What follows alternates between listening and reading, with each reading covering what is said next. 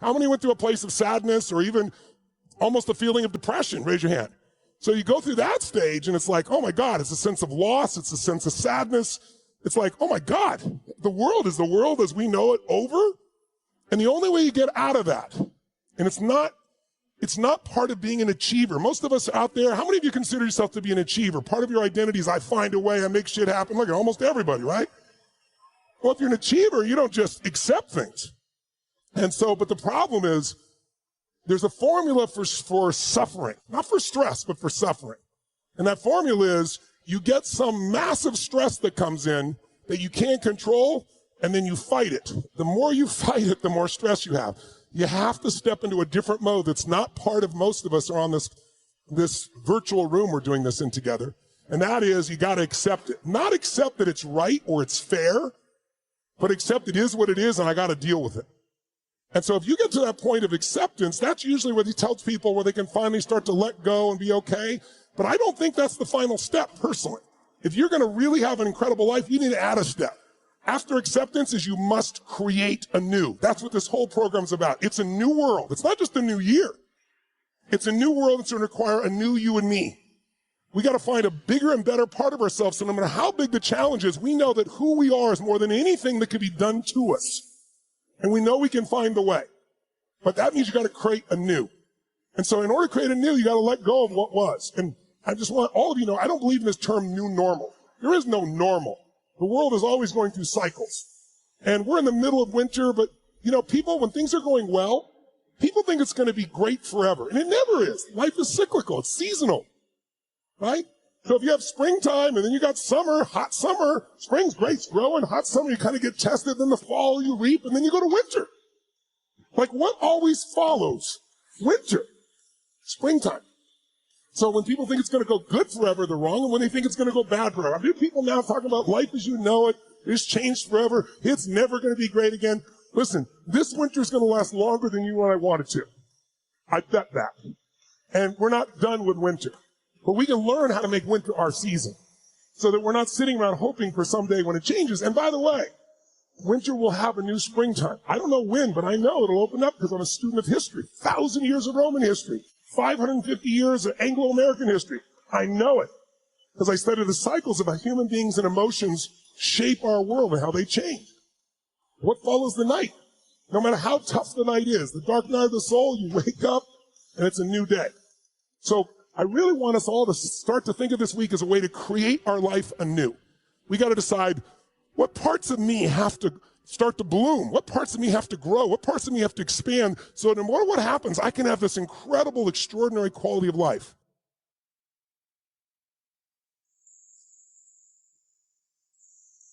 Do you feel like making that cold call? No, you don't. Do you feel like doing that third set of reps? No, you don't. Do you feel like having that hard conversation? No, you don't. Do you feel like ending this relationship, whether it's in business or in your life, that is sucking you dry? No, you don't. We make decisions based on our feelings, and that is robbing you of joy and opportunity. And it is blinding you from the fact that how you change your life is one 5-second decision at a time, one push at a time. And if you accept the fact that you may never feel ready, and you may never feel motivated, and you may never feel confident, you may never feel courageous, and that's okay, but you can still push yourself forward. What happens over time is as you start to see yourself becoming the person that takes action, you start to see yourself becoming the kind of person that speaks even though your voice is shaking. You're the kind of person that has a bias toward moving instead of a bias toward thinking. Guess what happens? You build the skill of confidence and courage. It's working for people around the world.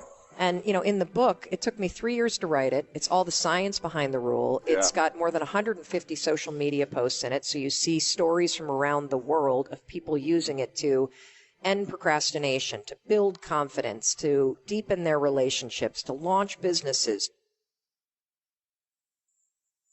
And I stopped being a victim. Stop saying, I've got to wait for good things to happen to me. And I said, I'm going to grind. I put pictures of Reg Park and of Sonny Liston, of boxers and of Ali and of powerlifters and weightlifters all over my bedroom, wall So that every day when I go to sleep, every day when I wake up, I look at those pictures and they motivate me. You need that motivation, and then therefore you have this kind of imprint in front of you all the time, and you know exactly what you're chasing.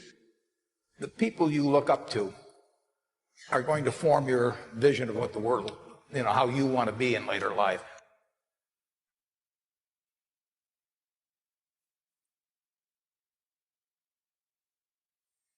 This is why I always smiled when I was in the gym. People always came up to me and says, why are you smiling? You're working out 5 hours a day. You're doing the same as the other guys, but the other guys have a sour face. They're pissed off that they have to do another rep or another set or something. I looked forward to another 1,000 reps of sit-ups. I looked forward to another 500 pounds of leg press or squat. I looked forward to doing more and more curls until my arms fall off. Why? Because I knew that every rep that I did and every set that I did and more weights that I lifted, I get one step closer to turning that vision into reality.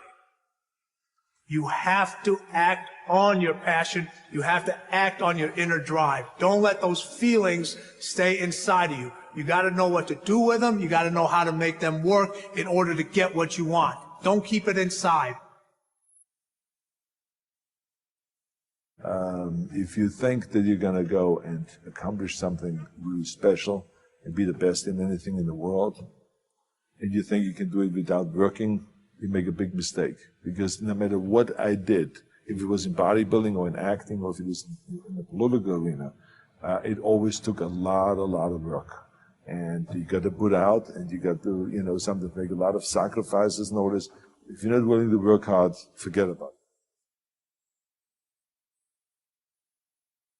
I truly believe we are all equal as human beings. If we are obsessed with something and we truly pursue our passion with everything we have, regardless of anything else, if you are obsessed, work hard, put in the time, you will succeed. And that is a philosophy that I carry, my coaches carry. And to see LeBron James, who's like a mega superstar over here and a phenomenal athlete, share that belief is inspiring right back to me. It shows that we are thinking correct. This is hard work. This is an obsession. Nothing can beat hard work.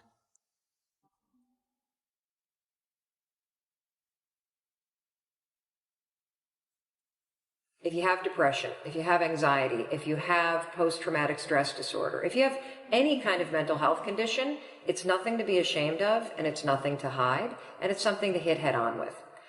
There's one thing that if you did every single day, no joke, it would make an extraordinary difference in whatever mental health issue you're struggling with, and that is exercise.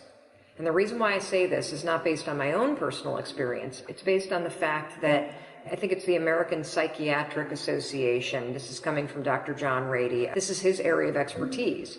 And one of the things that they now mandate as a diagnosis for anybody with depression or anxiety, or any mental illness, frankly, is you've got to exercise every day. And the reason you've got to exercise every day is because what we know about human beings is that when you physically move, your physiology changes, and that changes your brain. I firmly believe that everybody on this planet has a gift. It's your job to figure out what that gift is. Then it becomes your job to decide whether you're going to act on that or not. There is nothing we cannot do. It's really a matter of setting a focused goal, because without a target, you'll miss it every time. Picking a target and then picking the steps along the way and realizing that all the resources, all the capital, all the expertise is there. But ultimately, it's only going to be tapped if that target is in your heart and your soul. What changes our whole life is action. Why don't we take action? Fear. What do we got to do to get ourselves to do it? We got to make sure that we push ourselves through it by making a decision. The point in which change happens is a decision. Every change in your life that you want will come from something simple, a decision. See, a real decision is not like a preference. It's not like where you say, I'll try it and see. That's not a decision. Decision comes from Latin. It means like incision, to cut off from. Decision is when you cut off any possibility except the thing you committed to. It's like, that is it. A decision is the first step. Decision is like a war. I got to do this or that. All right, I'm going to make myself do this. But commitment is when you now, after you've decided, you commit to do this for the long term. Whether it's hard or easy, doesn't matter. You're doing this. It takes it from this moment and it carries it into the future even when things are difficult. Decide, commit, and resolve. Don't wait until you're 25 or 35 or 45 years old. Start building that discipline right now to get what you want, because there's 7 billion other people on this planet trying to get it, trying to get this thing called success. See, most people think success is a straight line. I'm going to get out of high school, I'm going to get a job, and everything's going to be fine. That's not how it plays out, folks, okay? This is how it plays out. Guy decides he wants something, and the line gets all squiggly. See, that's really what success looks like.